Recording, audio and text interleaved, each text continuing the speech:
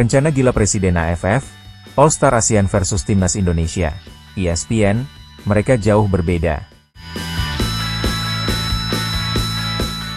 Jika kita melihat komponen skuad Timnas Indonesia dari waktu ke waktu, harus diakui di era saat inilah Patrick Kluivert dan kolega bisa merasa sangat pede kalau mau ketemu siapapun.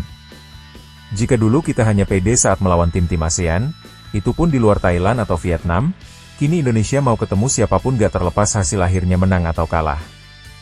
Hal yang wajar karena bagaimanapun skuad Timnas Indonesia saat ini banyak dihuni pemain dengan level yang berbeda.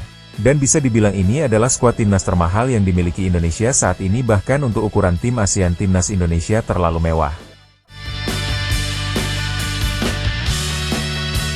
Atas dasar itulah diketahui muncul sebuah gagasan yang terbilang impossible di mana pihak AFF ingin sekali melihat bagaimana skuad mewah Indonesia bertarung melawan All-Star yang diisi pemain-pemain terbaik ASEAN.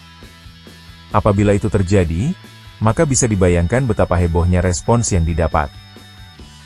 Di sisi lain, media ESPN secara tegas menilai jika Indonesia sekarang sudah berada jauh berbeda dengan sebelumnya karena diisi pemain-pemain muda plus mereka yang tersebar di liga-liga Eropa yang menjadikan tim yang semula berstatus underdog kini naik menjadi kuda hitam di grup C.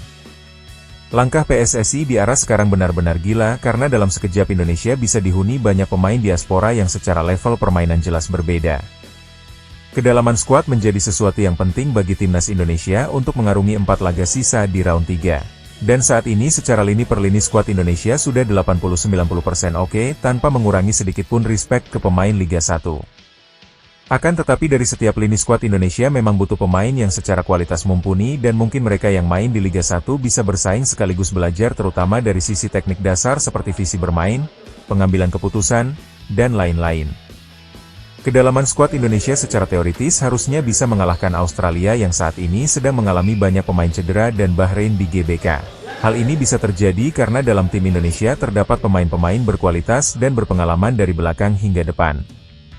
Mereka telah membuktikan kemampuannya di Eropa, sehingga tidak mengherankan jika negara-negara tetangga seperti Vietnam, Thailand, dan Malaysia merasa cemburu dengan skuad Indonesia yang begitu bermewah-mewah.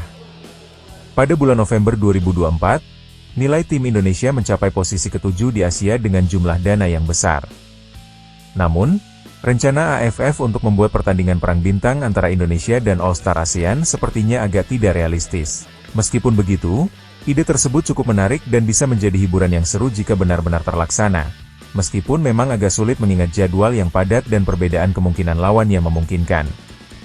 Namun hal itu tidak meragukan potensi tim Indonesia dalam bersaing di tingkat regional maupun internasional.